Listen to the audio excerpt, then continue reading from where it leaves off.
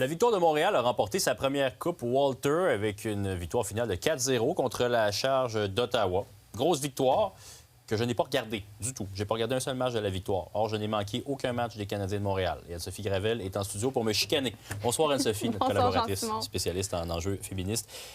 Pourquoi tu penses qu'on n'a pas le réflexe comme amateur de hockey de suivre la Victoire autant que le Canadien de Montréal? Oui, t'es pas le seul à avoir un grand intérêt pour la LNH, mais un peu moins pour la LPHF, Jean-Simon. Puis souvent, je pense qu'on oublie que le désintérêt puis la dévalorisation du sport féminin, c'est pas quelque chose qui est né comme ça là, de soi-même. C'est quelque chose qui a été cultivé de longue haleine depuis de nombreuses décennies. Puis on nage ici en plein biais qu'il faut déconstruire pas à pas. C'est assez long, là. Oui, effectivement. Puis je me pose la question, d'où ça peut venir, ce biais-là, cette espèce de... Puis c'est pas volontaire, là. Je me suis pas dit, je vais ignorer le hockey féminin parce que ça m'intéresse pas. C'est comme si j'y avais pas pensé, exact. Si je me réveillais, puis je suis comme, bon, ben, pourquoi tu penses que... C'est pas de la mauvaise foi, hein, tu as raison de le souligner. C'est que, bon, souvent, le sport, surtout le sport professionnel, souvent, c'est un milieu qui a longtemps flirté avec la culture du viol, on le sait, on en entend parler, mais qui rejette aussi beaucoup le féminin. Tu sais, les phrases comme lancer comme une fille, jouer comme une fille, on l'entend beaucoup. Puis quand on est socialisé en tant que fille, on l'intègre aussi. Donc, j'imagine qu'en tant que gars, ça finit par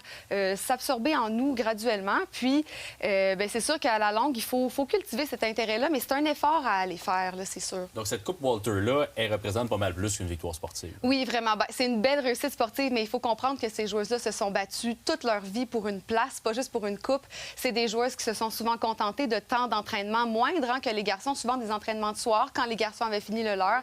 C'est des joueuses qui sont parmi les meilleures hockeyeuses au monde, qui ont joué devant des stades presque vides pendant une grande partie de leur carrière et qui, hier, ont pu gagner devant une assistance de plus de 12 000 personnes. Donc, c'est une victoire là, qui est presque sociale, j'ai même envie de dire. Mais tu portes fièrement l'uniforme de la victoire.